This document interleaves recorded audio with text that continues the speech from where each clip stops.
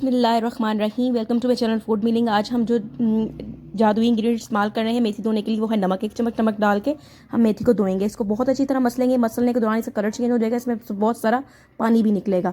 पानी निकलते दौरान आपने घबराना नहीं है, मेथी का खुद का निकला हुआ पानी है। हम इसको अच्छी तरह मसलने के बाद इसका पानी निचोड़ लेंगे। बेसिकली ये मिट्टी को साफ़ करने का बेहतरीन तरीका है। आपने मेरी वीडियो अच्छी लगी हो तो उसको मज़ीद फुल वीडियो वॉच करने के लिए मेरे चैनल पर जाएं, मेरी वीडियो को लाइक करें, सब्सक्राइब करें मेरे चैनल को, और साथ साथ ये आगे शेयर भी करें। ये एक तरीका है जिससे लोगों को बहुत सारा फ़ायदा हो सकता है। बहुत सारे लोगों को इसके मेथी धोने का तरीके का नहीं पता। 2 से 3 बार मैं इसको बाद में वॉश करूँगी।